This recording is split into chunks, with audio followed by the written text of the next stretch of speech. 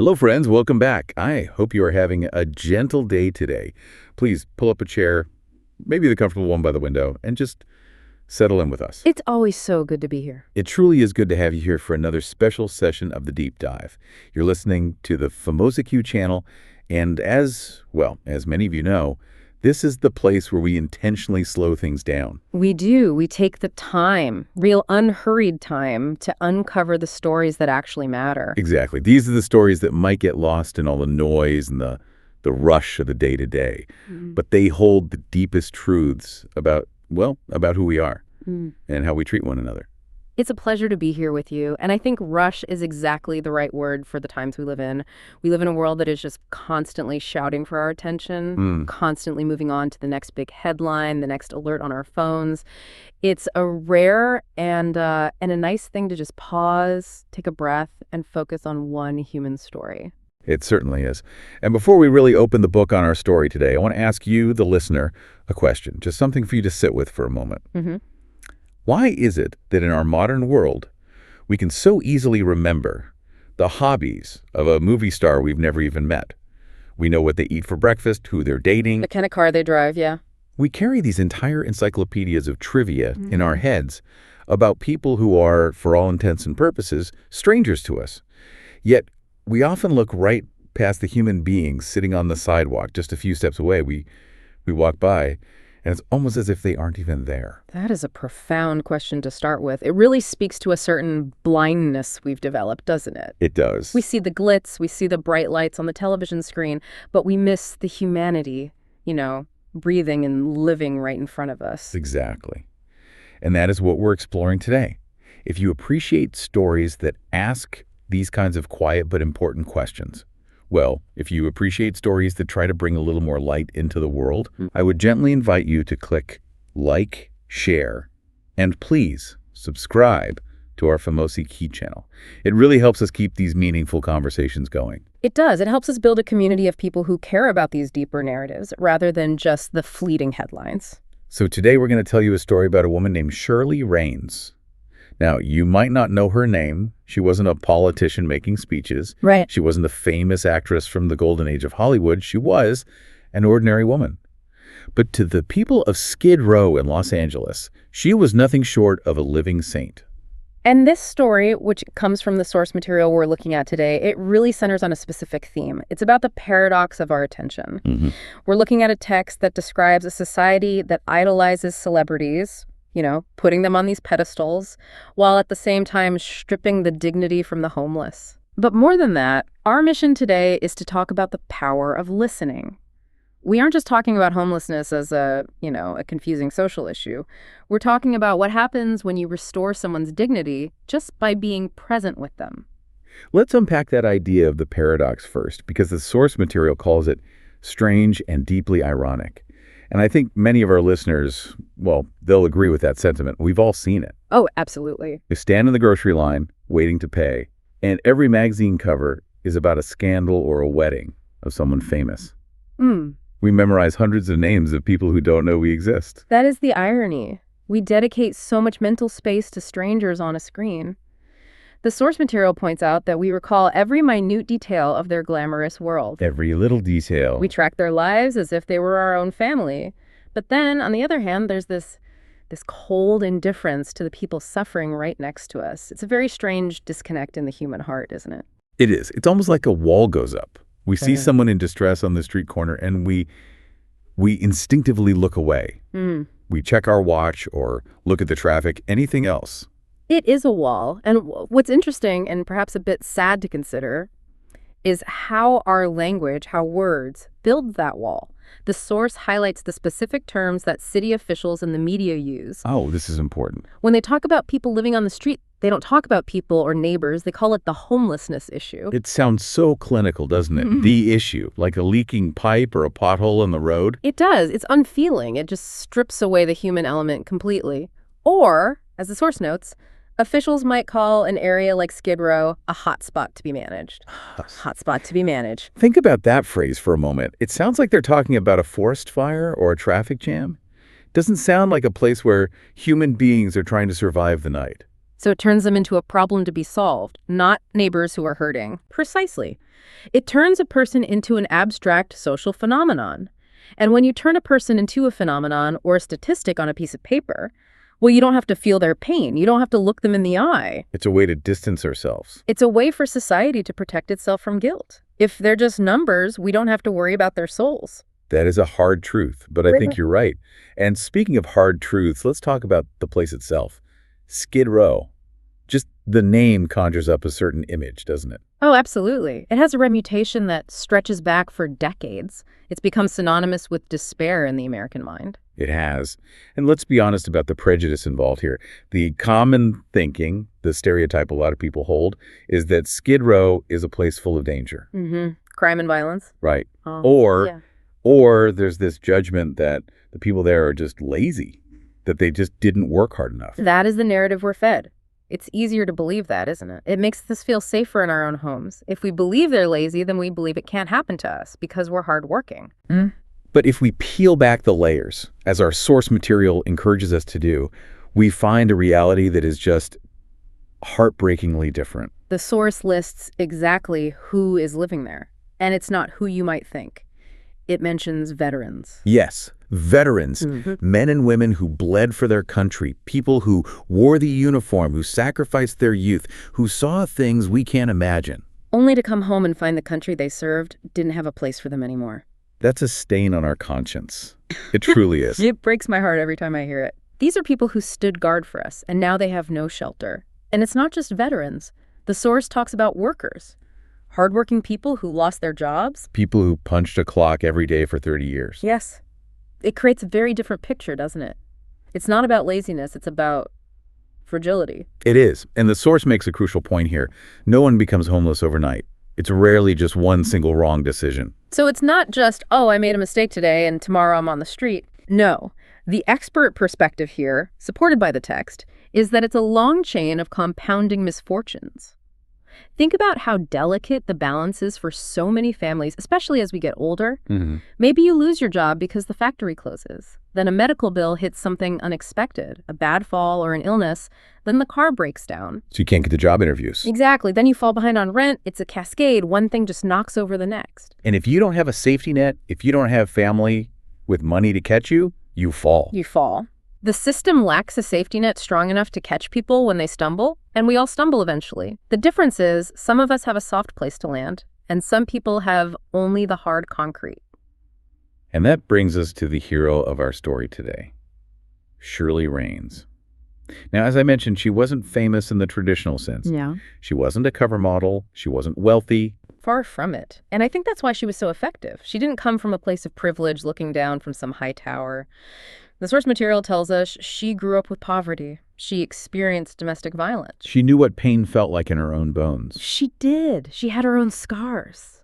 And those scars are so important. She didn't learn about suffering from reading a sociology textbook or watching the news. Right. She learned it through her own life, her own visceral experiences, as the text puts it. So when she looked at the people on Skid Row, she didn't see others. She saw. A reflection of herself? In a way, yes.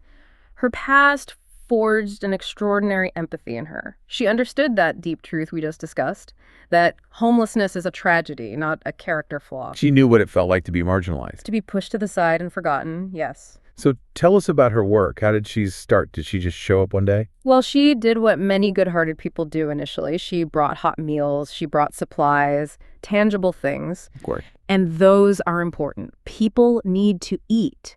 A warm meal can save a life on a cold night. Right. It's the first step of charity, filling the belly. It is.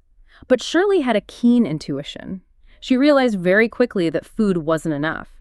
The source says she had an epiphany. She realized the people there were starving for something else entirely. Something that bread and soup couldn't fix. Exactly. They were starving for recognition, for their dignity. They wanted to be called by their names. Think about how simple that is, but how powerful. Yeah. When was the last time someone on the street asked your name and really waited for the answer? That gives me goosebumps. Just hearing your own name when you've been invisible for so long, it must validate that you exist, that you're still part of the human family. That's it, exactly. The source says they lacked recognition of their dignity, of their very existence. They needed someone to look at them not as a mouth to feed, but as a person with a soul, a history, and a name. And this is where the visual of Shirley really stays with me. The text describes her not just dropping off food and driving away in a comfortable car. No, not at all. It says she spent hours sitting on the scorching pavement with them. That is the key difference. She stayed. She sat down in the dirt, in the heat, surrounded by the noise and the smells of the street. She didn't stand over them. She sat with them. That physical leveling, getting down on the ground with someone, is such a powerful symbol. It says, I'm not better than you. I am just here. She listened to the stories that no one else wanted to hear. Yeah. And the stories she heard. The source material gives us some specific examples, and I think we should share them. Because these aren't just stories, they're lives. Please do. It really paints the picture of the lost potential there. She met dedicated teachers. People who had spent their lives educating children, grading papers. Can you imagine? A teacher who gave their all, ending up on the pavement, confused and alone. It's tragic to go from a classroom where you're respected to the curb. And she met brave firefighters, men who had run into burning buildings to save strangers. Heroes, really. Now needing saving themselves. Yes. And artists, talented people with grand ambitions and creative souls. And if we look at why they fell, the source lists reasons that. Well, that could happen to almost anyone. Astronomical medical bills. Yeah. That's a terrifying reality for so many seniors and families today. You get sick and suddenly you're bankrupt. Exactly. The cost of getting well is just impossible. It also mentions wartime trauma, the haunting memories that refuse to fade. We ask so much of our soldiers, but sometimes the war follows them home. And maybe the saddest reason listed, simply having no family left to lean on, just being alone in the world. That's a fear many people have, being the last one left. It really makes you realize how close we all are to that edge. But Shirley, she did something with these stories, didn't she? She did. She meticulously documented them. That's the phrase the text uses. She treated these stories as valuable history. But, and this is important, her goal wasn't to shock the public. She wasn't trying to get cheap pity. She wasn't trying to make a sad commercial to get donations. No, her goal was to restore their identity. The expert view here is that when you tell your story, you stop being a statistic. You stop being the homeless. You become John, the former firefighter. You become Mary, the teacher. She believed that giving someone a voice was a way of giving them back their worth. Exactly. That's beautiful. It's the philosophy of presence. Yeah. But I want to clarify something. Shirley wasn't promising to fix everything, was she? She wasn't running for mayor. No, and that's what made her special and perhaps more authentic. She never promised to save them. She didn't offer magical solutions or false hope. She just offered presence. She accepted them with their flaws, their wounds, their addiction, their trauma. She didn't say, I'll help you if you get clean. She just said, I am here with you. Unconditional love. That is so rare these days. We usually put conditions on our kindness. It is rare in a world where everyone is rushing to fix things or judge things. Simply stopping to be with someone is a revolutionary act. But, not everyone liked what she was doing. Really? I find that hard to believe. Who could be against someone sitting with the lonely? Well, the source material tells us she faced heavy criticism. Some people accused her of marring the image of the glamorous city. Oh, I see. She was making the invisible visible, and people didn't like the view. It ruined the postcard image of Los Angeles. Exactly. Los Angeles wants to be seen as a paradise for tourists and investors. Palm trees and sunshine. Having Shirley out there highlighting the suffering. It made people uncomfortable. There were accusations that she was normalizing homelessness. As if treating people with kindness is normalizing the problem. That's a strange way to think. It is. But the deeper issue, if we connect this to the bigger picture, is that society prefers a perfect image over an uncomfortable truth. We'd rather pretend the problem doesn't exist than face the fact that our system abandons people. Shirley forced people to look. She was a mirror, and sometimes people hate the mirror because it shows the blemishes.